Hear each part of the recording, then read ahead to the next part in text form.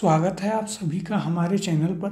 पिछली कक्षा में हमने आपका वाक्यांश के लिए सार्थक शब्द अध्याय प्रारंभ किया था। 50 प्रश्न हम उस पर कर चुके थे।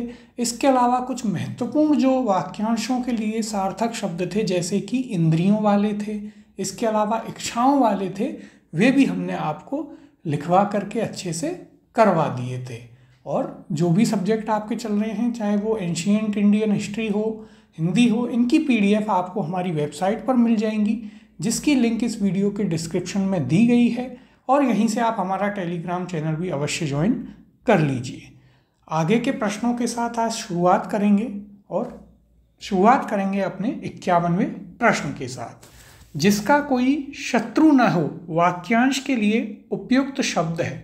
विकल्प हैं, पहला अजात शत्रु, दूसरा अजीत, तीसरा अजेय और चौथा आक्रांत।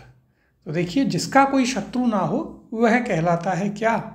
वह होता है अजात शत्रु। तो सही उत्तर हो जाएगा आपका ऑप्शन नंबर 1, अजात शत्रु। अब देखिए, यहाँ पर यदि और विकल्पों में हम देखें तो अजेय हम आपको पहले ही बता चुके हैं। अब इसके अलावा आक्रांत है। आक्रांत का क्या होता है? तो देखिए, एक होता है आक्रांता और एक होता है आक्रांत। दोनों में कंफ्यूज ना हो तो आक्रांत होता है जिस पर आक्रमण किया गया हो। कौन होता है आक्रांत? जिस पर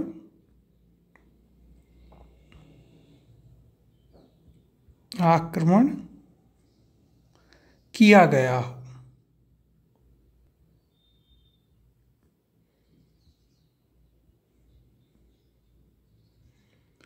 वह क्या कहलाता है? आक्रांत। और जिसने आक्रमण किया हो वह कहलाता है आक्रांता। तो देखिए, उसे हम यहाँ पर लिख भी लेते हैं।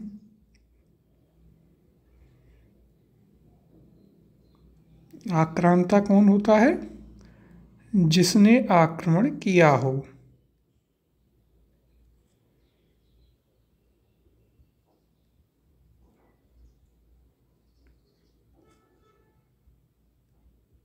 तो देखिए, यहाँ पर ये दोनों आपको एक साथ लिखवा दिए गए हैं, जिससे दोनों ही आपको अंतर के साथ में ही स्पष्टतः याद हो जाएं। अब इस प्रश्न में भी आपको 3 शब्द मिल गए और अजय हम पहले ही कर चुके हैं, तो यहाँ पर आपको 4 शब्द मिले। जिस पैटर्न पर हम काम कर रहे हैं कि जो आपका शब्द होगा, जो भी प्रश्न है, उसमें हम चारों विकल्पों के सार्थक शब्द लिख लेंगे या फिर वाक्यांश लिख लेंगे और उन्हें आप इसी क्रम में अपनी कॉपी में लिखते जाइए, जिससे आपके पास इतने शब्द तैयार हो जाएं कि उनसे बाहर कोई भी प्रश्न ना जाए। तो यहाँ पर आपको क्या मिल गया? जिसका कोई शत्रु ना हो अजात शत्रु, जिस पर आक्रमण किया गया हो आक्रांत, जिसने आक्रमण किया हो आक्रांता। अब 52वां प्रश्न है, जो बहुत बोलता है वाक्य खंड का संक्षिप्त रूप है।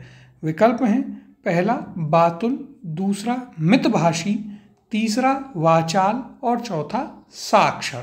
तो देखिए, यह भी हम आपको पहले ही एक प्रश्न में विकल्पों में हमने आपको यह लिखाया है। सही उत्तर है इसका ऑप्शन नंबर 3, वाचाल। तो देखिए, जो बहुत बोलता है उसे क्या कहते हैं? उसे कहते हैं वाचाल।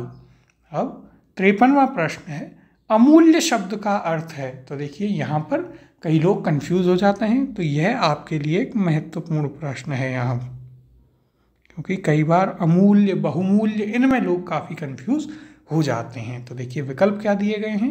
पहला, जिसका कोई मूल्य ना हो, दूसरा, जिसका मूल्य आंका ना जा सके, तीसरा, जिसका मूल्य बढ़ता हुआ हो और चौथा, जिसका मूल्य बहुत अधिक हो। तो यहाँ पर क्या है? अमूल्य के लिए बताना है। देखिए, सही उत्तर है इसका ऑप्शन नंबर 2, जिसका मूल्य आंका ना जा सके उसे कहते हैं अमूल्य। और यदि आप विकल्पों में देखेंगे तो चौथा जो विकल्प है, जिसका मूल्य बहुत अधिक हो, यह होता है बहुमूल्य। तो देखिए, ये दोनों भी आप इसी क्रम में एक साथ लिख लीजिए, जिससे दोनों ही आपको एक साथ याद हो जाएं। महत्वपूर्ण है, जिसका मूल्य आंका ना जा सके अमूल्य, और जिसका मूल्य बहुत अधिक हो बहुमूल्य। यदि आप फिर भी कंफ्यूज हो जाएं तो कैसे याद रखिएगा? अमूल्य भी ऐसे है और जिसका मूल्य आंका ना जा सके इसमें भी ए है। फिर जिसका मूल्य बहुत अधिक हो तो वह भी ब से ही स्टार्ट है, बहुमूल्य। इस प्रकार से आप याद रख सकते हैं। यदि आपको इसे याद रखने में दिक्कत हो या फिर आप एग्जाम में कंफ्यूज हो जाएं तो इस प्रकार से इसे याद रखिएगा। अब 54वां प्रश्न देखते हैं। दुर्भेद्य शब्द का अर्थ है, विकल्प दिए गए हैं। देखिए यह हम आपको पहले विकल्पों में करा चुके हैं, कल जब हमने पहली कक्षा की थी उसमें हमने किया था। विकल्प है पहला, जिसे कठिनाई से भेदा जा सके, दूसरा जिसे सरलता से भेदा जा सके, तीसरा जिसे भेदा ही ना जा सके, और चौथा जिसका भेद कोई ना जान सके। तो क्या पूछा है? दुर्भेद्य। एक एक करके विकल्पों को देखते हुए चलते हैं। देखिए पहला क्या है? जिसे कठिनाई से भेदा जा सके, वह क्या होता है? वह होता है दुर्भेद्य, यानी कि सही उत्तर हो जाएगा आपका ऑप्शन नंबर 1। दूसरा क्या है? जिसे सरलता से भेदा जा सके, यह होता है सुभेद्य। जिसे आप सरलता से भेज सकें वह क्या कहलाता है? वह कहलाता है सुभेद्य। फिर देखिए तीसरा, जिसे भेदा ही ना जा सके, तो वह होता है अभेद्य। क्या होता है? अभेद्य।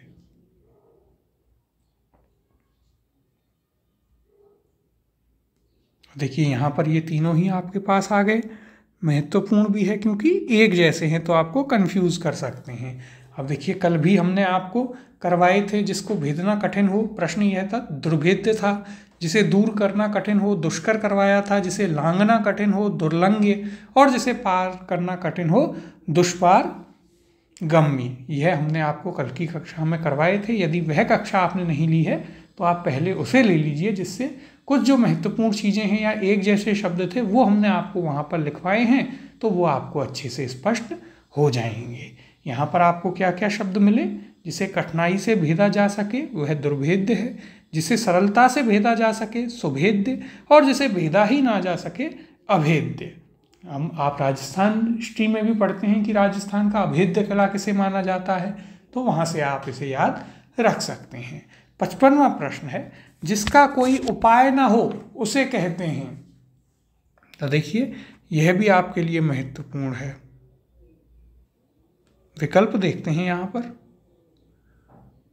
पहला है असहाय, दूसरा अनन्योपाय, तीसरा उपाय विहीन, और चौथा निरुपाय। तो देखिए क्या पूछा है? जिसका कोई उपाय ना हो उसे क्या कहते हैं? तो देखिए उसे कहते हैं निरुपाय।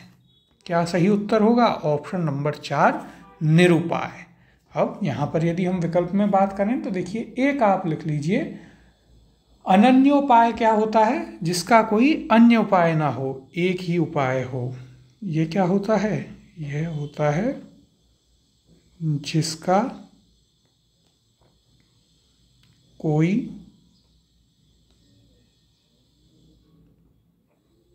अन्य उपाय न हो, उसे क्या कहते हैं? उसे कहते हैं अनन्य उपाय। और जिसका कोई उपाय ना हो वह निरुपाय। तो देखिए दोनों को ही याद रखिएगा, दोनों ही आपके लिए काफ़ी महत्वपूर्ण है। यहाँ पर जिसका कोई उपाय ना हो उसमें आप कंफ्यूज हो सकते हैं उपाय विहीन को देखकर, और कई लोग उसे उत्तर वहाँ पर मान लेंगे और उसे ही भराएंगे, तो वह आपका गलत हो जाएगा। याद रखिएगा, जिसका कोई उपाय ना हो निरुपाय, और जिसका कोई अन्य उपाय ना हो, सिर्फ एक ही उपाय हो, वह होता है अनन्य उपाय। तो दोनों ही आप याद रखिएगा, दोनों ही शब्द महत्वपूर्ण हैं। अब 56वें प्रश्न की ओर चलते हैं। देखिए क्या कहता है 56वां प्रश्न, जो काम आसान हो उसके लिए एक शब्द है दाएं हाथ का, दूसरा विकल्प है बाएं हाथ का, तीसरा हस्तांतरगत, और चौथा सुकर। तो देखिए बहुत ही आसान सा प्रश्न है, लेकिन कई लोग इसे गलत करेंगे और आपके लिए महत्वपूर्ण है, क्योंकि कई लोग इसमें तुरंत देखते ही बाएं हाथ का उत्तर मार्क कर देंगे और वह आज हो जाएगा गलत। सही उत्तर है इसका ऑप्शन नंबर 4 सुकर। तो देखिए प्रश्न बहुत आसान है, देखने पर आसान लगेगा, विकल्प देखते ही सबसे पहले आप गलत विकल्प को ही उत्तर मार्क करेंगे, लेकिन ध्यान रखना है आपको, जो काम आसान हो वह कहलाता है सुकर। दाएं हाथ का खेल, बाएं हाथ का खेल, ये सभी तो मुहावरे हैं, लोकोक्तियां हैं। तो दोनों में आपको अंतर भी हमने बताया है, और यह भी आपको याद रखना है जो काम आसान हो उसे कहा जाता है सुकर। अब 57वां प्रश्न है, जो वस्तु कठिनाई से प्राप्त हो उसके लिए उपयुक्त शब्द है। विकल्प हैं आपके पास, पहला कीमती, दूसरा दुर्गम, तीसरा दुर्जेय और चौथा दुर्लभ। तो देखिए क्या है, जो वस्तु कठिनाई से प्राप्त हो उसके लिए शब्द एक एक करके देखते हैं। तो देखिए कीमती यानी महंगी वस्तु हो गई। दुर्गम क्या होता है, तो देखिए दुर्गम होता है जहां कठिनाई से जहां कठिनाई से जाया जा सके।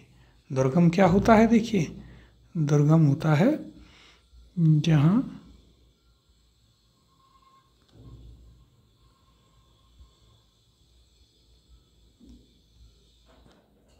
कठिनाई से जाया जा सके, वह क्या कहलाता है, वह कहलाता है दुर्गम। फिर तीसरा विकल्प क्या है, दुर्जेय। देखिए दुर्जेय है, ये होगा दुर्जेय। तो दुर्जेय क्या होता है, दुर्जेय होता है जिसे कठिनाई से जीता जा सके। क्या होता है दुर्जेय, दुर्जेय होता है जिसे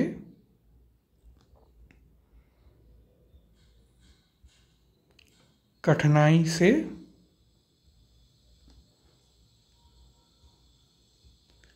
जीता जा सके। फिर अगला है आपके पास दुर्लभ। दुर्लभ यानी जो वस्तु काफी कठिनाई से मिले। तो सही उत्तर हो गया आपका ऑप्शन नंबर 4। तो देखिए यहाँ पर आपको कौन कौन से शब्द मिल गए, जो वस्तु कठिनाई से प्राप्त हो दुर्लभ, जहां कठिनाई से जाया जा सके दुर्गम, जिसे कठिनाई से जीता जा सके दुर्जेय। अब 58वां प्रश्न है, आगे की बात को जान लेने वाला व्यक्ति को क्या कहते हैं। विकल्प है आपके पास, पहला द्रुत गति, दूसरा दूरगामी, तीसरा दूरदर्शी और चौथा दूरस्थ। तो क्या है, देखिए आगे की बात को जान लेने वाला व्यक्ति क्या कहलाता है। सही उत्तर है इसका ऑप्शन नंबर 3 दूरदर्शी। जो व्यक्ति आगे की बात को जान ले या आगे का सोच ले उसे क्या कहते हैं, दूरदर्शी। कई बार हम कहते हैं कि यार वह तो बड़ा दूरदर्शी व्यक्ति है, पहले से ही उसने अंदाजा लगा लिया था।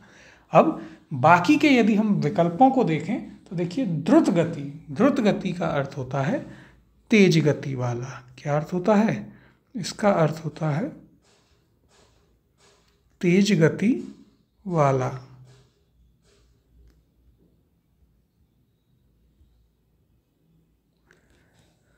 फिर देखिए दूसरा विकल्प था इसमें आपके पास दूरगामी, अर्थात दूर तक जाने वाला।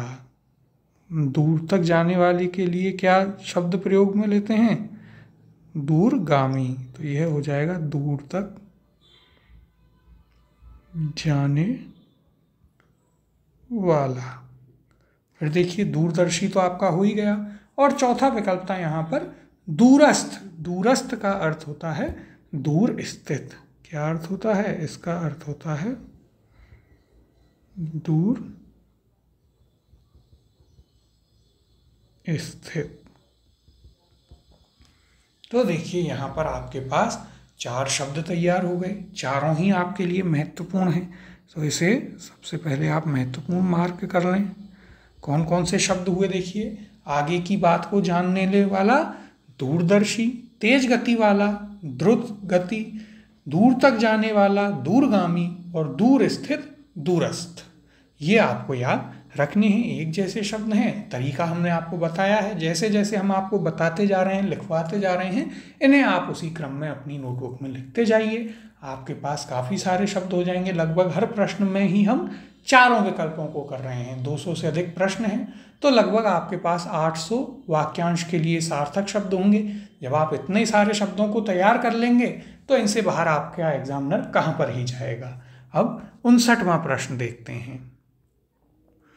युयुत्सु का अर्थ है, तो देखिए यह हमने आपको कल की कक्षा में ही लिखवा दिया था शुरुआत में ही, और ये आपको तभी बता दिया था कि और अब इसे पढ़ते ही आपके दिमाग में इसका उत्तर भी आ जाना चाहिए। विकल्प हैं, पहला युद्ध की इच्छा, दूसरा युद्ध की इच्छा रखने वाला, तीसरा युद्ध में अमर होने वाला या चौथा दूसरों को रुलाने वाला। तो क्या पूछा है यहाँ पर? यहाँ पर पूछा है आपसे युयुत्सु। युयुत्सु क्या होता है? जो युद्ध की इच्छा रखता हो। तो उत्तर हो जाएगा आपका ऑप्शन नंबर 2, युद्ध की इच्छा रखने वाला क्या कहलाता है? युयुत्सु। और युद्ध की इच्छा क्या कहलाती है? तो युद्ध की इच्छा कहलाती है आपकी युयुत्सा। क्या कहलाती है? युयुत्सा। तो देखिए दोनों ही हमने आपको कल भी बताए थे, आज भी आपको ये स्पष्ट हुए होंगे। युद्ध की इच्छा युयुत्सा, और युद्ध की इच्छा या युयुत्सा रखने वाला व्यक्ति युयुत्सु कहलाता है। तो ये आपको अच्छे से कल ही हमने करवा दिए थे, तो इसमें आपको कोई भी दिक्कत नहीं होगी। अब 60वां प्रश्न है, अच्छाई और बुराई की पहचान का गुण कहलाता है। विकल्प देखते हैं यहाँ पर कौन कौन से हैं। पहला है परिज्ञान, दूसरा विद्वता, तीसरा विवेक और चौथा ज्ञान। तो देखिए अच्छाई और बुराई की पहचान का गुण क्या कहलाता है? यह कहलाता है विवेक। तो सही उत्तर हो जाएगा आपका ऑप्शन नंबर 3, विवेक। अब 61वें प्रश्न की ओर चलते हैं। किसी भी पक्ष का समर्थन नहीं करने वाला होता है। विकल्प हैं आपके पास, पहला तटस्थ, दूसरा दत्तचित्त, तीसरा निरापद और चौथा निष्पक्ष। अब देखिए यह भी आपके लिए महत्वपूर्ण है। क्यों? क्योंकि यहाँ पर क्या होगा, कई लोग विकल्पों को पढ़ते ही और सीधे चौथे ऑप्शन को उत्तर टिक करेंगे और वहीं उनका प्रश्न हो जाएगा गलत। तो देखिए किसी भी पक्ष का समर्थन नहीं करने वाला व्यक्ति कहलाता है क्या? तटस्थ। क्या कहलाता है? तटस्थ। तो सही उत्तर हो जाएगा ऑप्शन नंबर 1। और जो किसी एक पक्ष का समर्थन करे, वह हमने आपको कल की कक्षा में करवाया था, उसे क्या कहते हैं? उसे कहते हैं समर्थक। वहाँ हमने आपको बताया था कि यदि आप किसी बात, किसी भी राजनीतिक दल का समर्थन करते हैं तो आप क्या हो जाते हैं? उसके समर्थक हो जाते हैं। इसी प्रकार से किसी भी पक्ष का समर्थन करने वाला क्या होता है? समर्थक। और किसी भी पक्ष का समर्थन न करने वाला होता है तटस्थ। तो दोनों को याद रखिएगा। यह ज़्यादा महत्वपूर्ण है क्योंकि यहाँ पर अधिकतर लोग सीधे निष्पक्ष को उत्तर लगाते हैं और फिर उनका प्रश्न हो जाता है गलत। अब 62वां प्रश्न है, जिसकी पहले आशा नहीं की गई वह है। विकल्प हैं, पहला अकल्पित, दूसरा अकल्पनीय, तीसरा अप्रत्याशित और चौथा आशातीत। तो देखिए यह भी हमने आपको पहले एक प्रश्न में विकल्प के तौर पर करवाया था, आपको यह याद होगा। और सही उत्तर है इसका ऑप्शन नंबर 3 है प्रत्याशित। क्या है इसका सही उत्तर? ऑप्शन नंबर 3 है प्रत्याशित। अब देखिए यहाँ पर बाकी के विकल्पों को यदि हम देखें तो दूसरा विकल्प क्या है? अकल्पनीय। अकल्पनीय होता है जिसकी कल्पना ना की गई हो। क्या होता है? अकल्पनीय। अकल्पनीय होता है जिसकी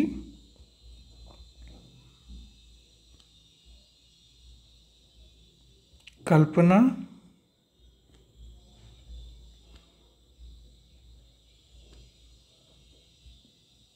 न की गई हो। फिर देखिए अप्रत्याशित आपको पता ही है, जिसकी पहले से आशा ना की गई हो। और आशातीत होता है आशा से परे। जैसे इंद्रियातीत था, वैसे आशातीत क्या होता है? आशा से परे। तो देखिए यहाँ पर भी आपको इस प्रश्न में 3 शब्द मिले। कौन कौन से? जिसकी पहले से आशा नहीं की गई वह अप्रत्याशित, जिसकी कल्पना ना की गई हो अकल्पनीय, और जो आशा से परे हो उसके लिए शब्द होता है आशातीत। तो इन तीनों को भी आप लिख लीजिएगा। अब 63वां प्रश्न है, जिसका अनुभव किया गया हो वह है। विकल्प हैं, पहला अनुभवी, दूसरा अनुभूत, तीसरा यहाँ पर विकल्प है अनुभव योग्य और चौथा अनुभाव्य। तो देखिए सही उत्तर हो जाएगा इसका ऑप्शन नंबर 2 अनुभूत। जिसका अनुभव किया गया हो वह कहलाता है अनुभूत, और जिसे अनुभव हो वह होता है अनुभवी। तो देखिए यहाँ पर पहला विकल्प क्या है? अनुभवी। यह क्या होता है? जिसे अनुभव हो।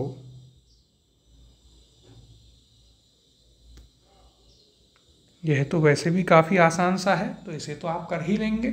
और जिसका अनुभव किया गया हो वह होता है अनुभूत। कई बार आपने सुना होगा कि आपसे मिलकर या आपकी बातें सुनकर बड़े आनंद की अनुभूति हुई, यानी आनंद अनुभव किया। तो अनुभूत अर्थात जिसका अनुभव किया गया हो। अब 64वां प्रश्न देखते हैं। जिसमें अपमान का भाव हो वह हंसी क्या कहलाती है? देखिए यह भी आपके लिए महत्वपूर्ण है। हंसी अलग अलग प्रकार की होती है और यहाँ पर आपको बताना है जिस हंसी में अपमान का भाव हो वह क्या कहलाती है। विकल्प दिए गए हैं, पहला हास, दूसरा उपहास, तीसरा व्यंग्य और चौथा परिहास।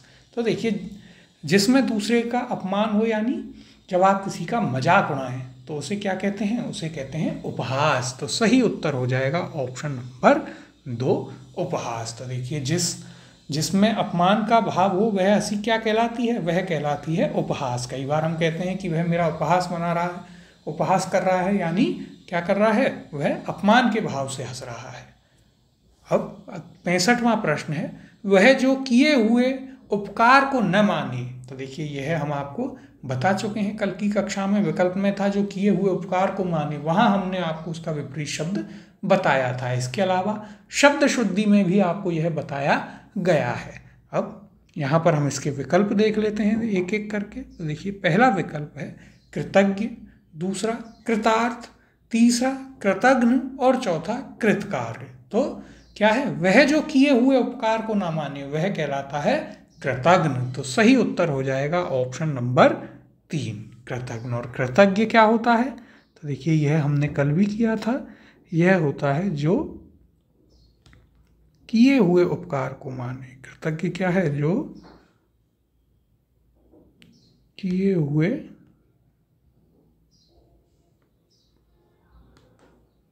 उपकार को माने वह क्या कहलाता है? कृतज्ञ। और जो उपकार को ना माने वह कहलाता है कृतघ्न। तो दोनों को ही आप एक साथ लिख लीजिए जिससे आपको दोनों ही याद रहें और कोई भी दिक्कत इसमें ना आए। अब 66वें प्रश्न की ओर चलते हैं। वह भूमि जिसमें लवणता के कारण कुछ नहीं उगता, इस वाक्यांश के लिए उपयुक्त शब्द होगा। विकल्प हैं आपके पास, पहला उसर, दूसरा कछार, तीसरा परती और चौथा बीहड़। तो देखिए यह तो हम सामान्यतः भी ज्योग्राफी में पढ़ते हैं कि जिस भूमि में कुछ ना उगे उसे क्या कहते हैं? उसे कहते हैं ऊसर भूमि। तो सही उत्तर हो जाएगा आपका ऑप्शन नंबर 1, उसर। अब 67वां प्रश्न है, जो ज्ञानेंद्रियों की पहुंच के बाहर हो उसके लिए एक शब्द होगा। विकल्प हैं आपके पास, पहला अतीन्द्रिय, दूसरा इंद्रिय गोचर, तीसरा इंद्रिय निग्रह और चौथा जितेंद्रिय। तो देखिए ये हमने आपको इंद्रियों वाले कल सारे लिखवाए थे। आपने यदि वह कक्षा ली है अच्छे से तो आपको ये सारे याद हो भी गए होंगे। तो जो इंद्रियों की पहुंच से बाहर हो उसे क्या कहते हैं? उसे कहते हैं अतीन्द्रिय। तो यहाँ पर सही उत्तर हो जाएगा आपका ऑप्शन नंबर 1, अतीन्द्रिय। अब देखिए यहाँ पर विकल्पों में देखते हैं और हमने आपको कौन सा करवाया है। तो देखिए एक आपका होता है यहाँ पर इंद्रिय गोचर दे रखा है, हमने अगोचर करवाया है जो इंद्रियों द्वारा न जाना जा सके। और यहाँ पर है जितेंद्रिय। तो जितेंद्रिय क्या होता है? जितेंद्रिय वह होता है जिसने इंद्रियों को वश में कर लिया हो या जीत लिया हो, जिसने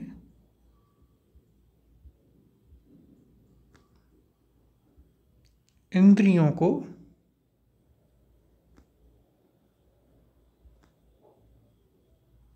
वश में कर लिया हो या जीत लिया हो वह क्या कहलाता है? वह कहलाता है जितेंद्रिय। और जो इंद्रियों की पहुंच से बाहर हो अतीन्द्रिय। और जो इंद्रियों द्वारा न जाना जा सके वह था अगोचर। बहुत ही महत्वपूर्ण था, कल हमने आपको ये सारे एक साथ ही लिखवा दिए थे इंद्रियों वाले। इसके अलावा आपको हमने अस्त्र शस्त्र बता दिया था दोनों में अंतर, और उसके अलावा आपको क्या करवाया था, उसके अलावा वहाँ पर इच्छाओं वाले हमने करवा दिए थे। अब देखिए आगे जब आएगा तो अग्नि के भी हैं कुछ, आग के, कौन सी आग कहाँ लगती है, जब वह प्रश्न आएगा तो वह भी हम आपको तीनों प्रकार की अग्नियाँ एक साथ लिखवा देंगे। 68वां प्रश्न है, किस विकल्प में वाक्यांश के लिए प्रयुक्त शब्द सही नहीं है। पहला विकल्प है जिसकी सारी इच्छाएं तृप्त हो गई हों, पूर्ण काम। दूसरा, जो अपने सीमित क्षेत्र या ज्ञान से बाहर न जाता हो, कूपमंडूक। तीसरा, जो विश्वास करने योग्य हो, विश्वस्त। और चौथा, वह जो कम खर्च करता हो, अपव्ययी। तो देखिए एक एक करके इन विकल्पों को देखते हैं। सबसे पहला क्या है, जिसकी सारी इच्छाएं तृप्त हो गई हों, वह कहलाता है पूर्ण काम। तो यह बिल्कुल सही है, इसे आप अपने नोटबुक में उतार लीजिएगा। दूसरा, जो अपने सीमित क्षेत्र या ज्ञान से बाहर न जाता हो, कूपमंडूक। तो यह भी सही है, कल ही हमने यह किया था। तीसरा, जो विश्वास करने योग्य हो, वह विश्वस्त या विश्वासी। तो यह भी आपका सही है। अब चौथा क्या है, वह जो कम खर्च करता हो, अपव्ययी। तो यह अपव्ययी ना होकर क्या हो जाएगा, यह होता है आपका मितव्ययी। क्या होता है, यह होता है आपका मितव्ययी।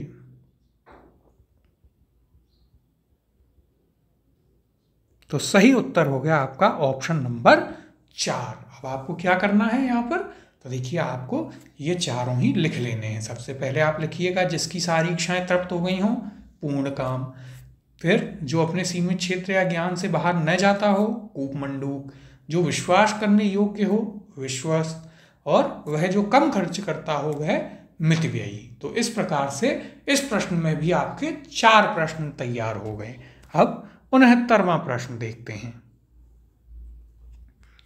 किस विकल्प में वाक्यांश के लिए गलत शब्द प्रयुक्त हुआ है। आपको बताना है किसमें गलत शब्द प्रयुक्त हुआ है। विकल्प देखते हैं। पहला है अनायास प्रसन्न होने वाला, आशुतोष। दूसरा है अतिथियों की सेवा करने वाला, अभ्यागत। तीसरा, माता पिता का संतति के प्रति प्रेम, वात्सल्य। और चौथा है यहाँ पर समय पर जिसकी बुद्धि ठीक कार्य करे, यह है प्रत्युत्पन्नमति। तो देखिए एक एक करके इन सभी विकल्पों को हम देखते हुए चलेंगे। सबसे पहला क्या है, सबसे पहला है आपके पास यहाँ पर अनायास प्रसन्न होने वाला, और इसके लिए शब्द दिया गया है आपको आशुतोष। तो यह आपका बिल्कुल सही है। कल की कक्षा में ही हमने आपको बताया जो जल्द ही प्रसन्न हो जाए, खुश हो जाए, उसे क्या कहते हैं, आशुतोष। फिर देखिए दूसरा है अतिथियों की सेवा करने वाला। अतिथियों की सेवा करने वाला क्या होता है, यहाँ पर दिया गया है अभ्यागत। तो यह आपका गलत है और आपसे गलत ही पूछा है। तो सही उत्तर हो जाएगा ऑप्शन नंबर 2। अतिथियों की सेवा करने वाला क्या कहलाता है, अतिथियों की सेवा करने वाले को कहते हैं अतिथेय। क्या कहते हैं, तो देखिए उसे कहते हैं अतिथेय। फिर तीसरा है आपके पास माता पिता का संतति के प्रति प्रेम, क्या कहलाता है, वात्सल्य। यह भी सही है, कल ही हमने आपको कराया था, वहाँ पर अलग अलग आपको हमने बताए थे कि छोटों का बड़ों के प्रति प्रेम क्या कहलाता है, या छोटों या बराबर वालों के लिए प्रति प्रेम अनुराग कहलाता है। पति पत्नी के बीच जो प्रेम होता है उसे प्रणय कहते हैं, और वहीं पर बड़ों के प्रति जो प्रेम होता है उसे श्रद्धा कहते हैं, और माता पिता का अपने बच्चे या संतान के प्रति जो प्रेम होता है वह वात्सल्य कहलाता है। ये हमने आपको चारों कल की कक्षा में लिखवा दिए थे। चौथा विकल्प क्या है, समय पर जिसकी बुद्धि ठीक कार्य करे, या जो तुरंत ही कोई उपाय या उत्तर सोच ले, उसे क्या कहते हैं, प्रत्युत्पन्नमति। तो यह भी कल आपको करवाया था, यह भी सही है। तो देखिए यहाँ पर आपको क्या करना है, जो एक हमने नहीं लिखवाया था कल की कक्षा में उसे आप लिख लीजिएगा, बाकी के जो हैं वे सभी आपको कल की कक्षा में लिखवा दिए गए थे। अब अगले प्रश्न की ओर चलते हैं, 70वें प्रश्न की ओर। इनमें से कौन सा विकल्प सही है। पहला विकल्प है जो काम से जी चुराता हो, कामचोर। दूसरा, जो दिखाई नहीं देता हो ईश्वर, तीसरा है जानने की इच्छा रखने वाला ज्ञानी, और चौथा है छात्रों के रहने का स्थान पाठशाला। तो यहाँ पर भी हम एक एक करके इन सभी विकल्पों को देखते हैं। तो देखिए पहला विकल्प क्या दिया गया है, जो काम से जी चुराता हो कामचोर। तो यह आपका सही है। और आपसे क्या पूछा है प्रश्न में कि कौन सा विकल्प सही है, तो सही उत्तर हो जाएगा आपका ऑप्शन नंबर 1। अब बाकी के विकल्पों का हम सही शब्द लिख लेते हैं, क्या होगा। तो देखिए जो दिखाई नहीं देता हो ईश्वर, वह ईश्वर ना होकर के क्या होता है, जो दिखाई ना देता हो उसे कहते हैं अदृश्य। क्या कहते हैं, उसे कहते हैं अदृश्य। फिर देखिए तीसरा क्या है, जानने की इच्छा रखने वाला ज्ञानी। तो यह भी आपका गलत है। कल ही हमने आपको कराया था जानने की इच्छा जिज्ञासा, और जिसे जिज्ञासा होती है वह व्यक्ति कहलाता है जिज्ञासु। क्या कहलाता है, वह कहलाता है जिज्ञासु। फिर देखिए चौथा विकल्प था छात्रों के रहने का स्थान पाठशाला। तो छात्रों के पढ़ने का स्थान पाठशाला होता है, उनके रहने का स्थान क्या कहलाता है, यह आपका गलत है। छात्रों के रहने का स्थान कहलाता है अंतावास या अंतेवास। क्या कहलाता है, देखिए कहलाता है अंतावास। यदि आपको विकल्प में छात्रावास दिखे तो वह गलत होगा, याद रखिएगा, अंतावास या अंतेवास। यह काफ़ी महत्वपूर्ण शब्द है, याद रखेंगे इसे। तो देखिए यहाँ पर आपको कौन कौन से शब्द मिल गए, जो काम से जी चुराता हो कामचोर, जो दिखाई ना देता हो अदृश्य, जानने की इच्छा रखने वाला जिज्ञासु, यह आपको कल ही करा दिया था, और छात्रों के रहने का स्थान अंतावास या अंतेवास। तो ये आपको याद रखना है, आपके लिए काफ़ी महत्वपूर्ण शब्द था यह। देखिए जिन जिन को हम महत्वपूर्ण आपको मार्क करा रहे हैं उन्हें आप भी लिखते हुए अपनी कॉपी में महत्वपूर्ण मार्क कर लीजिए, जिससे जब आप इन्हें रिवाइज करें तो आप उन पर एक बार विशेषतः ध्यान दें कि हाँ ये मुझे याद हुआ या नहीं। 71वां प्रश्न है, जिसने मृत्यु को जीत लिया हो उसके लिए सार्थक शब्द है। विकल्प दिए गए हैं, पहला तपस्वी, दूसरा देवता, तीसरा मृत्युंजय, और चौथा साधक। तो देखिए सही उत्तर होगा इसका ऑप्शन नंबर 3 मृत्युंजय। जिसने मृत्यु को जीत लिया हो वह क्या कहलाता है, वह कहलाता है मृत्युंजय। कैसे याद रखेंगे, तो देखिए मृत्यु को जीत लिया हो, मृत्यु पर जय जिसने प्राप्त कर ली हो वह क्या कहलाता है, वह कहलाता है आपका मृत्युंजय। तो यह क्या हो गया, मृत्युंजय हो गया, आपको यह याद हो जाएगा। अब 72वां प्रश्न है, जो साथ में पढ़ा हो वाक्यांश के लिए सार्थक शब्द है। विकल्प दिए गए हैं, पहला मित्र, दूसरा सहपाठी, तीसरा सहभागी, और चौथा साथी। तो देखिए जो साथ में पढ़ा हो उसके लिए हम क्या कहते हैं कि यह मेरा सहपाठी है। तो सही उत्तर हो जाएगा ऑप्शन नंबर 2 सहपाठी। तो देखिए यह तो काफ़ी आसान था आपके लिए।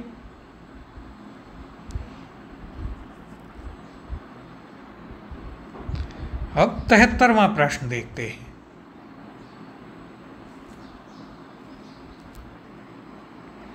अगोचर शब्द किसके लिए प्रयुक्त होता है। तो देखिए यह आपने कल किया था। विकल्प देखते हैं, पहला जो दिखाई नहीं देता, दूसरा है जिसका पता ना हो, तीसरा जानने की इच्छा रखने वाला, और चौथा छात्रों के रहने का स्थान।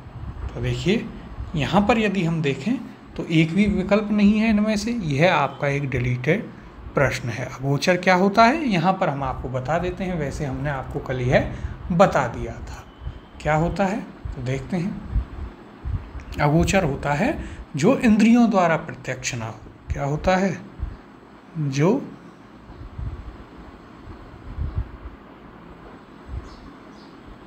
इंद्रियों द्वारा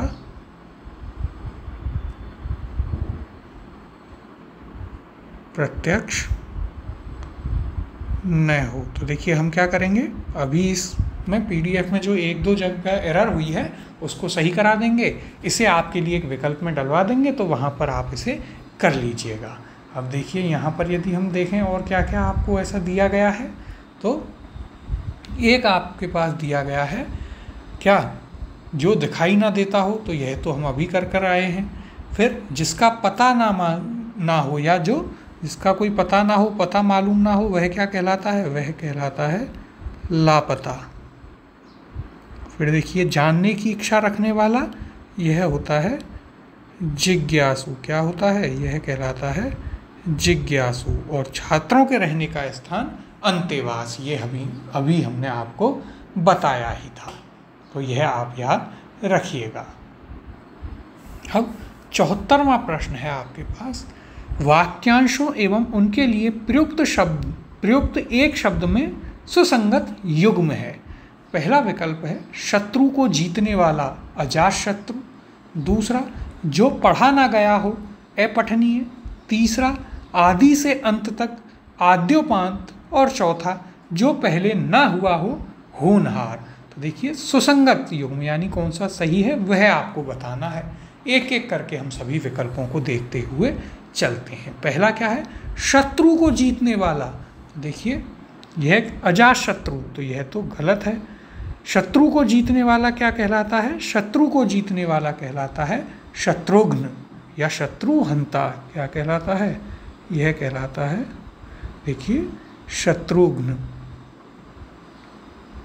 या फिर से आप कहते हैं क्या, शत्रुहंता। क्या कहते हैं, शत्रुहंता कहते हैं, या फिर शत्रुंजय। एक और शब्द होता है शत्रुंजय।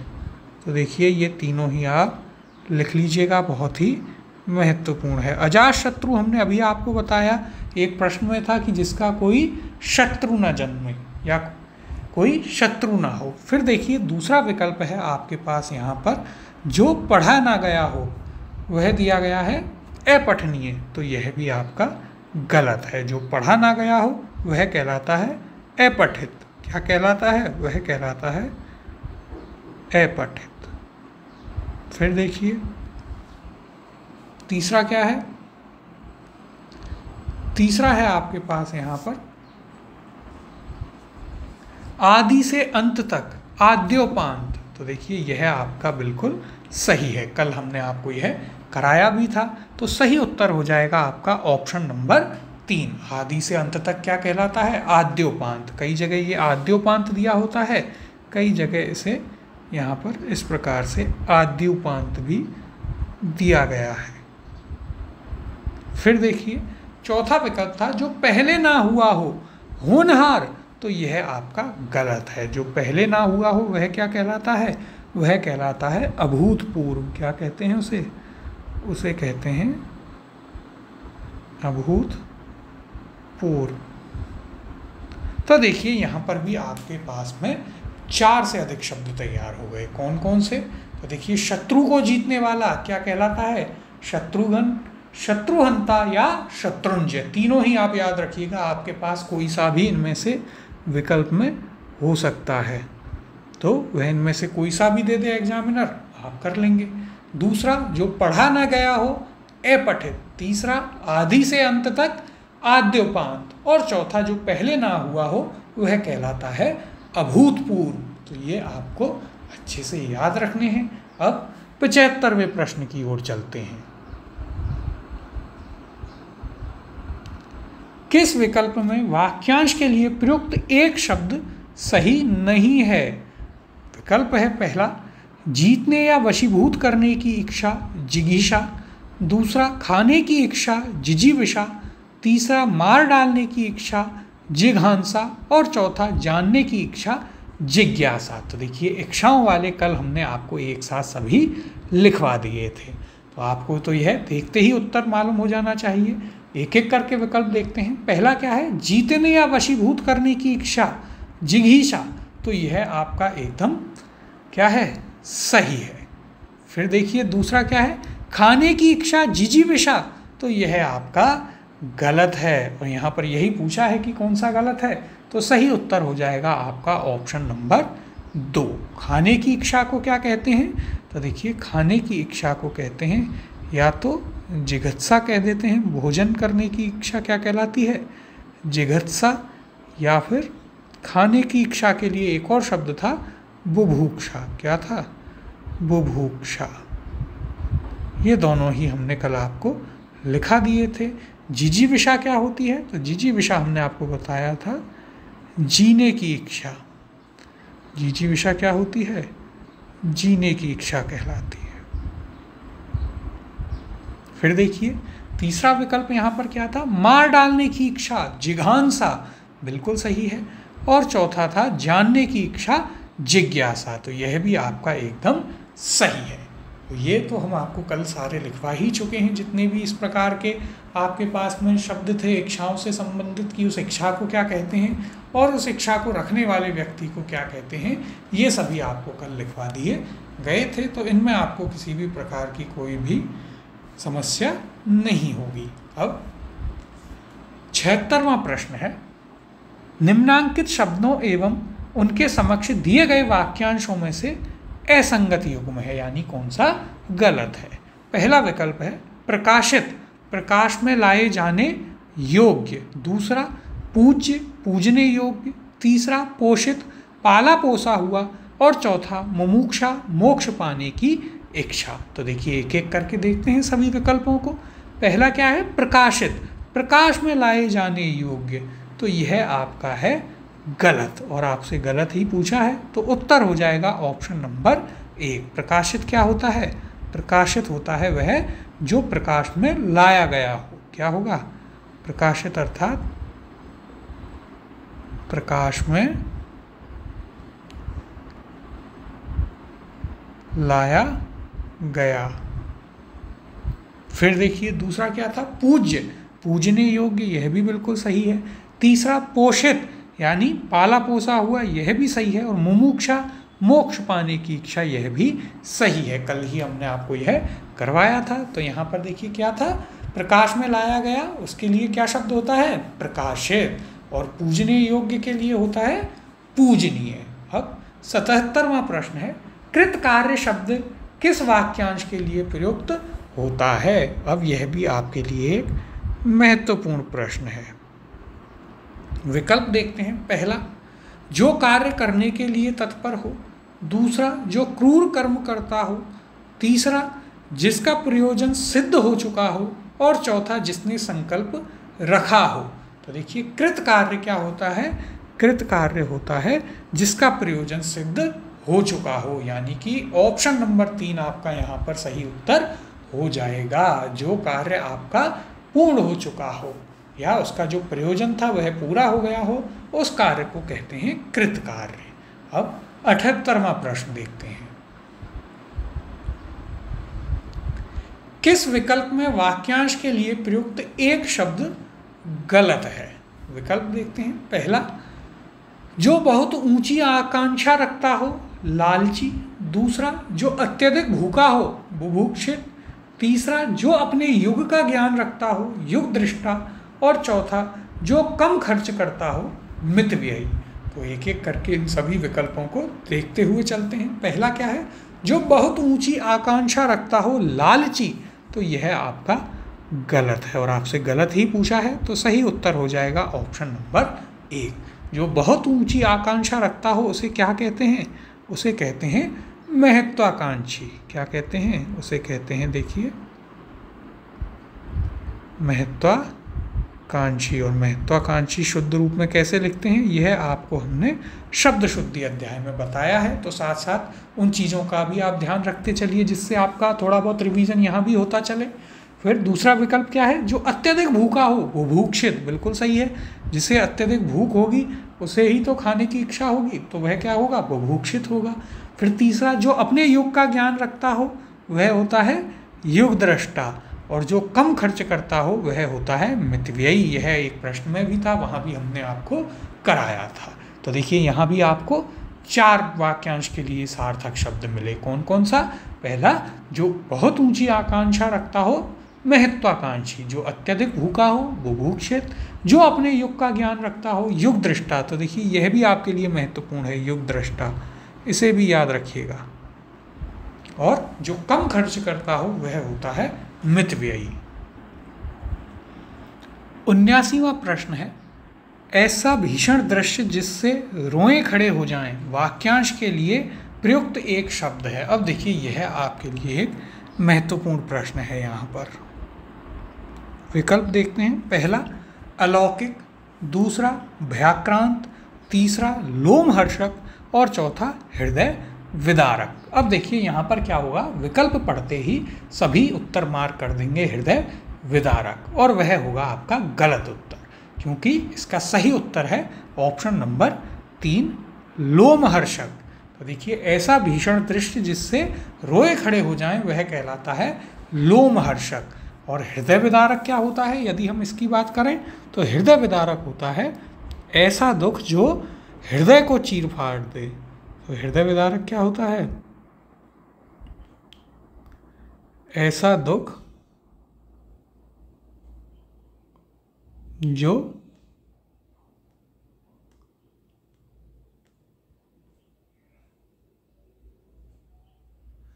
हृदय को चीर फाड़ दे। तो देखिए यह आपके लिए काफ़ी महत्वपूर्ण प्रश्न है। दोनों को आप लिख लीजिएगा। कौन कौन से, ऐसा भीषण दृश्य जिससे रोएं खड़े हो जाएं वह होता है लोमहर्षक, और ऐसा दुख जो हृदय को चीर फाड़ दे या हृदय पर बहुत ज़्यादा दुख पहुंचाए वह होता है हृदय विदारक। तो दोनों को ही याद रखना है, बहुत ही महत्वपूर्ण है।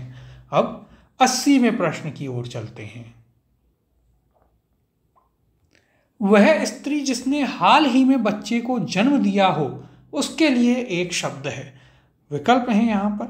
पहला जननी, दूसरा जन्मदात्री, तीसरा प्रसूता और चौथा माता। तो देखिए यह तो आप कई बार पढ़ते भी हैं समाचार में, अखबार में, और इसके लिए शब्द होता है प्रसूता। तो सही उत्तर होगा ऑप्शन नंबर 3। याद रखिएगा, आप कई बार आए दिन समाचार में हम पढ़ते हैं कि एम्बुलेंस के ना आने पर प्रसूता की जान चली गई या इस प्रकार की चीज़ें होती हैं। तो प्रसूता कौन होती है, वह स्त्री जिसने हाल ही में बच्चे को जन्म दिया हो कहलाती है प्रसूता।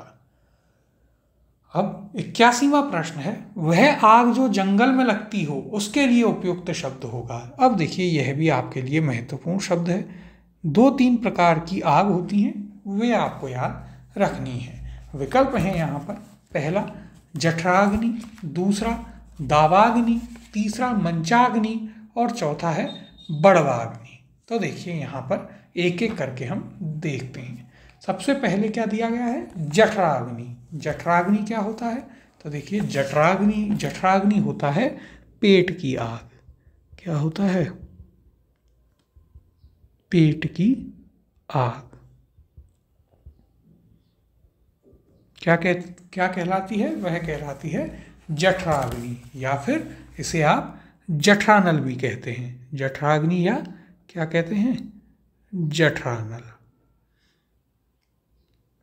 फिर देखिए दूसरा विकल्प है आपके पास दावाग्नि। तो जंगल में लगी हुई आग को क्या कहते हैं, दावाग्नि। तो यह आपका सही उत्तर होगा ऑप्शन नंबर 2, दावाग्नि या दावानल। फिर देखिए मंचाग्नि, ये कुछ नहीं है, और चौथा है बड़वाग्नि। बड़वाग्नि क्या होती है, बड़वाग्नि या बड़वानल। तो देखिए बड़वाग्नि या बड़वानल क्या होती है, यह होती है समुद्र की आग। यदि समुद्र में कभी आग लग जाए तो उसे क्या कहते हैं, उसे कहते हैं बड़वाग्नि। कैसे याद रखिएगा, तो देखिए समुद्र क्या होता है, बावड़ा हो जाए तो उसमें आग लग जाएगी, और यह होता है फिर क्या, बड़वाग्नि। तो यहाँ पर आपको ये तीनों ही याद रखने हैं, बहुत ही महत्वपूर्ण है। पेट की आग जठरानल या जठराग्नि, वन की या जंगल की आग दावाग्नि या दावानल, और समुद्र की आग कहलाती है बड़वाग्नि या बड़वानल। बहुत ही महत्वपूर्ण है, तीनों को आप याद रखिएगा। अब 82वां प्रश्न है। रास्ते में खाने के लिए भोजनादि वाक्यांश के लिए प्रयुक्त शब्द है।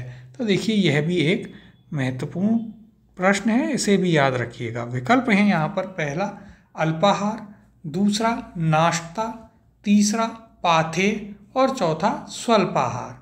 तो देखिए रास्ते में खाने के लिए भोजन आदि को कहते हैं पाथेय। तो सही उत्तर हो जाएगा ऑप्शन नंबर 3। याद रखेंगे, महत्वपूर्ण है। अब 83वां प्रश्न देखते हैं। कौन सा विकल्प सुमेलित नहीं है? विकल्प दिए गए हैं। पहला, अनुकूल प्रतिकूल स्थितियों पर पूरा सोच विचार, अन्यमनस्क। दूसरा, वह भोजन जो नित्य गरीबों में बांटा जाए, सदावर्त। तीसरा, रोंगटे खड़े कर देने वाला, लोमहर्षक। और चौथा, बिना पलक झपकाए, निर्निमेष। तो एक एक करके इन सभी विकल्पों को देखते हैं। पहला क्या है? अनुकूल प्रतिकूल स्थितियों पर पूरा सोच विचार। क्या दिया गया है? अन्यमनस्क। तो देखिए यह आपका गलत है और यहाँ पर आपसे असुमिलित ही पूछा है, तो सही उत्तर हो जाएगा ऑप्शन नंबर 1। अनुकूल प्रतिकूल स्थितियों पर पूरा सोच विचार क्या कहलाता है? यह हम आपको एक प्रश्न में बता चुके हैं, यह कहलाता है विवेक। और देखिए, यदि कोई भी वाक्यांश के लिए एक शब्द किसी अलग तरह से भी आ रहा है तो उसे भी आप एक और बार लिख लीजिएगा, जिससे आपको कन्फ्यूजन ना हो और दोनों ही याद रहें। फिर दूसरा है, वह भोजन जो नित्य गरीबों में बांटा जाए, क्या कहलाता है? सदावर्त कहलाता है। बिल्कुल सही है, महत्वपूर्ण भी है आपके लिए। फिर देखिए तीसरा, रोंगटे खड़े कर देने वाला, अभी हमने किया प्रश्न में। लोमहर्षक और बिना पलक झपकाए, यह हम कल कर चुके हैं। यह क्या है? निर्निमेष। यह भी आपके लिए महत्वपूर्ण बताया था। तो देखिए यहाँ पर कौन कौन से शब्द तैयार हो गए आपके? अनुकूल प्रतिकूल स्थितियों पर पूरा सोच विचार, विवेक। वह भोजन जो नित्य गरीबों में बांटा जाए, सदावर्त। बहुत ही महत्वपूर्ण है। देखिए ये कुछ शब्द ऐसे हैं जो आपको याद ही नहीं आएंगे, बिल्कुल ही अलग हैं, तो इन्हें आप बार बार देखते रहिएगा। तीसरा, रोंगटे खड़े कर देने वाला, लोमहर्षक। और चौथा, बिना पलक झपकाए, निर्निमेष। अब 84वां प्रश्न है, अभीप्सा शब्द किस वाक्यांश के लिए प्रयुक्त होता है? विकल्प हैं आपके पास। पहला, अधिक खर्च करने की इच्छा। दूसरा, जिसके बिना कार्य न चल सके। तीसरा, किसी वस्तु को पाने की नितांत इच्छा।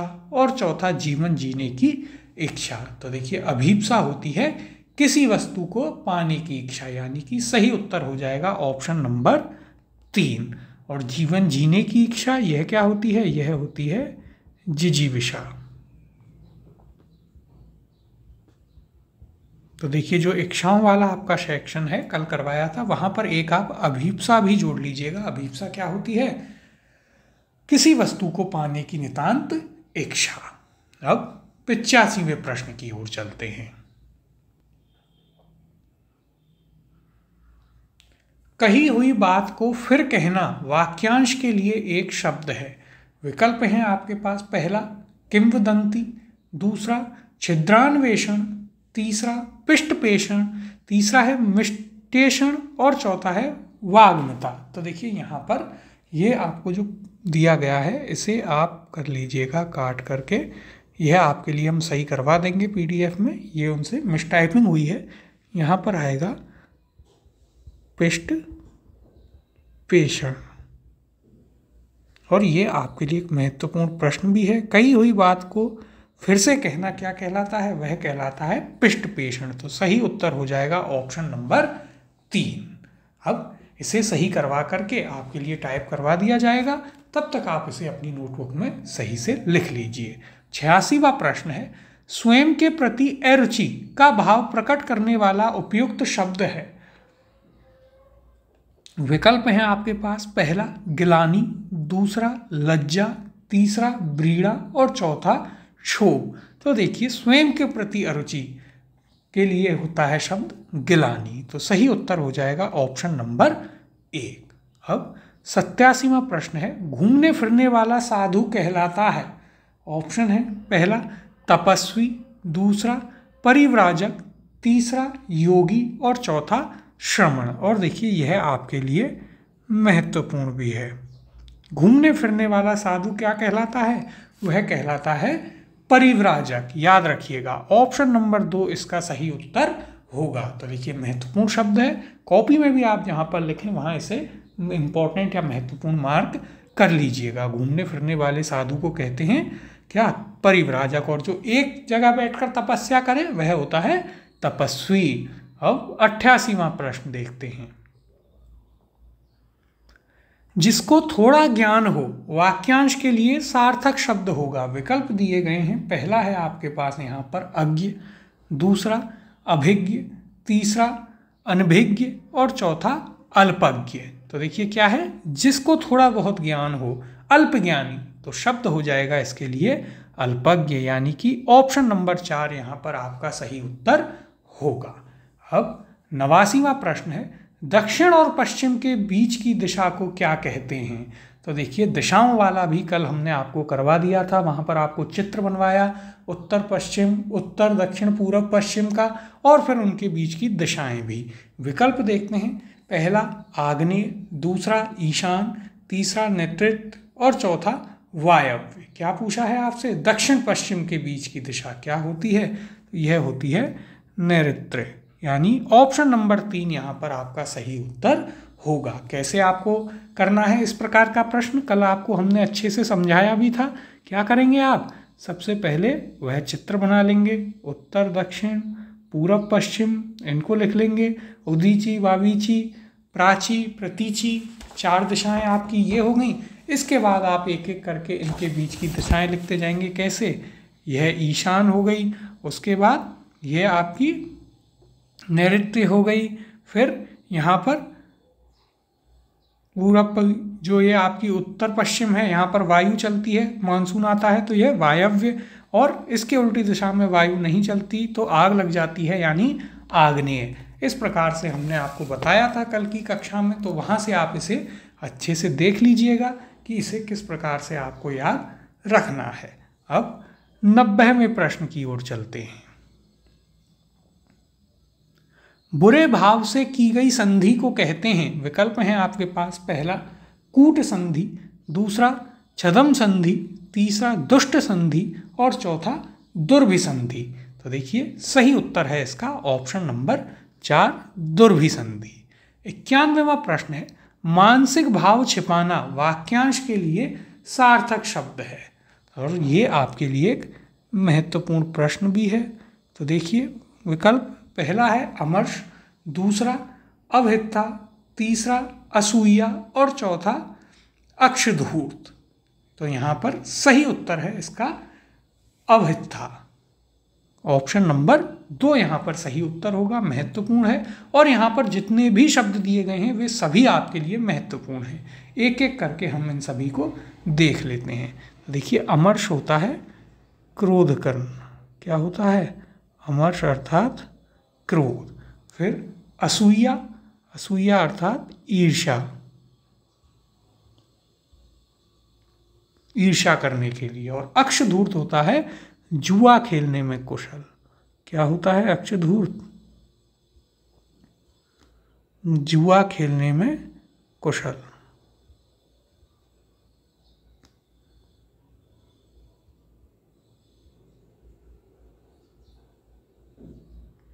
तो यह तो आप जरूर याद रखिएगा, बहुत ही महत्वपूर्ण है।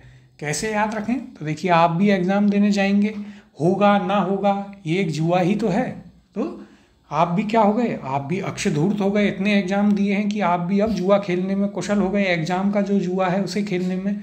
तो हम सभी क्या हैं, अक्षधूर्त हैं। तो ये आपको यहाँ पर देखिए चारों ही शब्द आपके लिए बहुत ही महत्वपूर्ण हैं।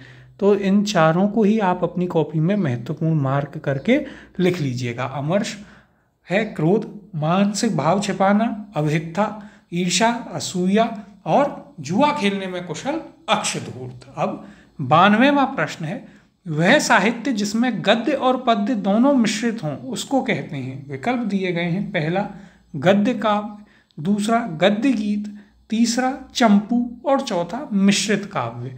तो देखिए यह भी महत्वपूर्ण है और याद रखिएगा, जिसमें गद्य और पद्य दोनों मिश्रित हों वह कहलाता है चंपू।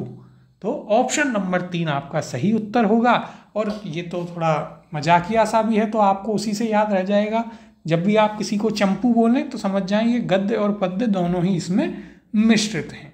अब 93वां प्रश्न देखते हैं। हर समय दूसरों की कमियों कमियां ढूंढने वाला, उसके लिए एक शब्द है। वैसे तो आप इसे रिश्तेदार कह सकते हैं, लेकिन यहाँ पर शब्द देखते हैं। पहला आलोचक, दूसरा चुगलखोर, तीसरा छिद्रान्वेषी और चौथा दुष्ट। तो देखिए यह भी आपके लिए महत्वपूर्ण है। हर समय दूसरों की कमियां ढूंढने वाला यानी रिश्तेदार को क्या कहते हैं? छिद्रान्वेषी। तो सही उत्तर हो जाएगा ऑप्शन नंबर 3। क्या होगा? छिद्रान्वेषी। तो बहुत ही महत्वपूर्ण है, याद रखिएगा। हर समय दूसरों की कमियां ढूंढने वाले, कैसे याद रखेंगे? जैसे हमारे रिश्तेदार हमें कमियां ढूंढते हैं तो उन्हें आपसे आप क्या कहेंगे? छिद्रान्वेषी कहेंगे। 94वां प्रश्न है, किए हुए उपकार को न मानने वाला होता है। तो देखिए तो आपका प्रश्न पुनः आ गया। विकल्प हैं, पहला कृतज्ञ, दूसरा कृतार्थ, तीसरा कुलांगार और चौथा कृतज्ञ। तो क्या पूछा है? किए हुए उपकार को न मानने वाला क्या होता है? कृतज्ञ। तो सही उत्तर हो जाएगा ऑप्शन नंबर 4। फिर देखिए यहाँ पर कृतज्ञ यानी उपकार मानने वाला। कृतज्ञ कौन होता है? जो उपकार माने, उपकार मानने वाला।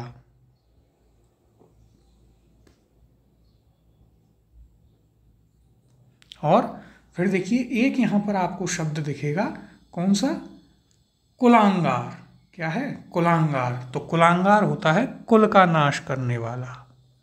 क्या होता है? कुलांगार अर्थात कुल का नाश करने वाला।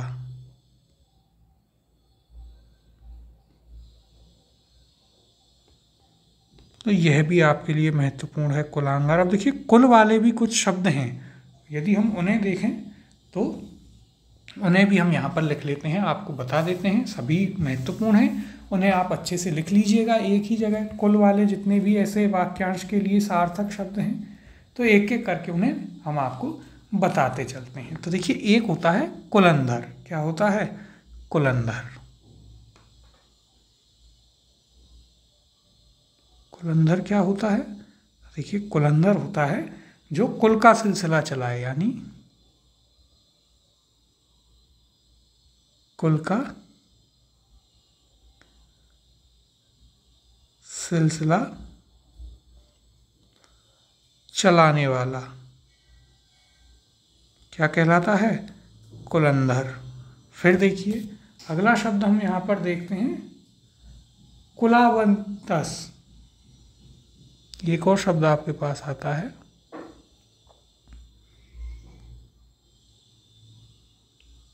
कुलावतस। वतंस होता है और यह क्या होता है? यह होता है वंश में श्रेष्ठ।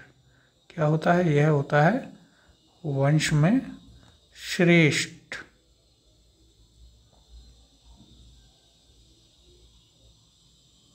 फिर देखिए एक शब्द होता है आपके पास कुल तिलक। क्या होता है? कुल तिलक।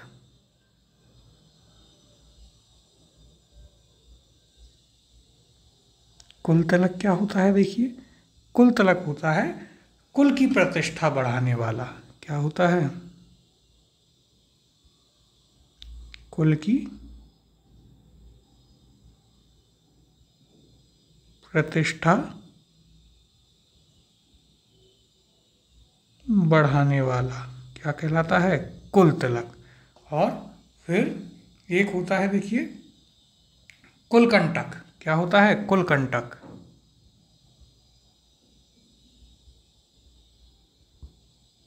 कुलकंटक होता है कुल को दुखी करने वाला, जो कि हम सभी हैं तैयारी करने वाले। उनसे अधिकतर कुल के लोग दुखी ही रहते हैं जब तक कि वे कुछ बन ना जाएं।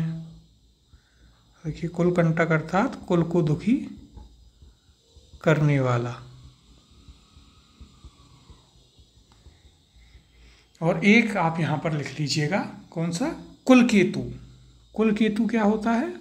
तो कुलकेतु होता है कुल का श्रेष्ठ व्यक्ति।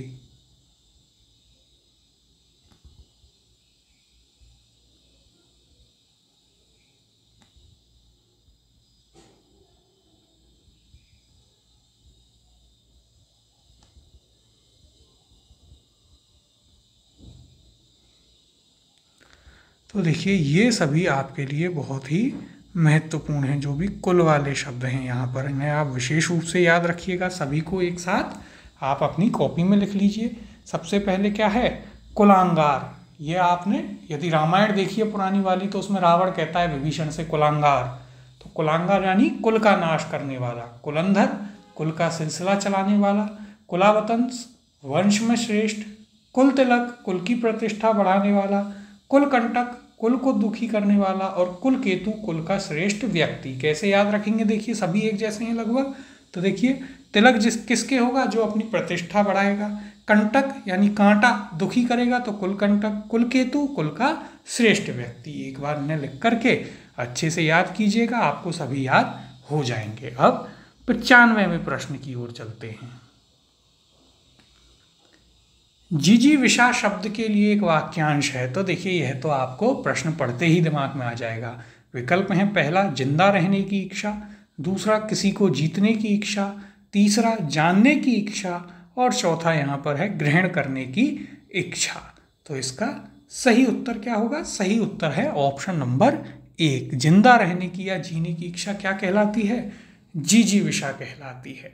फिर देखिए किसी को जीतने की इच्छा क्या कहलाती है, जिघीषा। क्या कहलाती है, यह कहलाती है जिघीषा। फिर जानने की इच्छा जिज्ञासा। जानने की इच्छा क्या होती है, जिज्ञासा होती है। अब ये तो हम सभी आपको इतनी बार बता चुके हैं कि अब आपको इच्छाओं वाले तो सभी याद हो गए होंगे।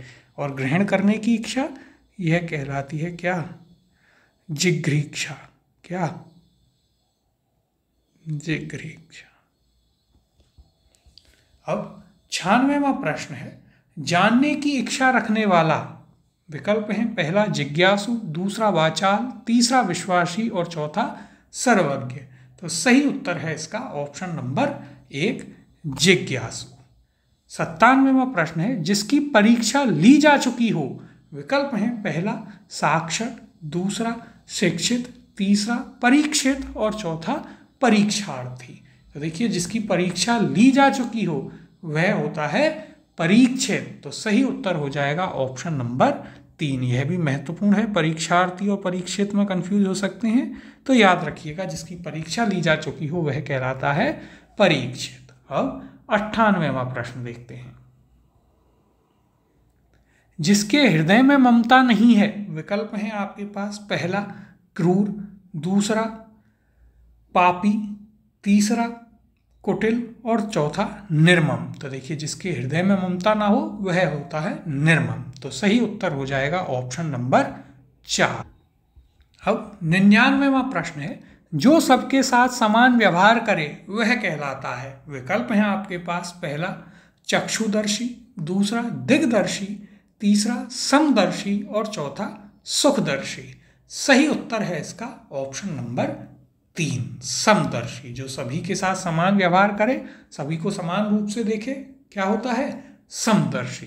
अब चलते हैं 100वें प्रश्न की ओर। तो देखिए यहाँ पर सेंचुरी आपकी पूरी हो रही है। क्या है 100वां प्रश्न, लेखक द्वारा स्वयं की लिखी जीवनी को क्या कहेंगे। विकल्प हैं, पहला आत्मकथा, दूसरा प्रेरक जीवनी, तीसरा रेखा चित्र और चौथा संस्मरण। तो लेखक जो खुद की जीवनी लिखता है, यह हमने आपको एक विकल्प में भी बताया था, उसे क्या कहते हैं, आत्मकथा। तो सही उत्तर हो जाएगा ऑप्शन नंबर 1। तो देखिए ये थे हमारे आज के प्रश्न। इस अध्याय में आपके 220 के लगभग प्रश्न हैं। 100 प्रश्न हम कर चुके हैं। 2 कक्षाएं और लगेंगी और फिर आपका यह अध्याय भी पूरा हो जाएगा। इनको करने का हमने आपको तरीका बताया। जो जो हम आपको बताते जा रहे हैं उन्हें आप लिखते जाइए और आपके पास यहाँ पर 800 से अधिक वाक्यांश के लिए सार्थक शब्द तैयार हो जाएंगे। इससे आगे के जो प्रश्न हैं वो हम करेंगे अब कल अगली कक्षा में। तो मिलते हैं आपसे अगली कक्षा में। तब तक आप हमारी वेबसाइट पर जो अदर सब्जेक्ट की क्विज़ेस डाली गई हैं उन्हें अटेम्प्ट करते रहिए और टेलीग्राम चैनल भी ज्वाइन कर लीजिए। मिलते हैं अगली कक्षा में।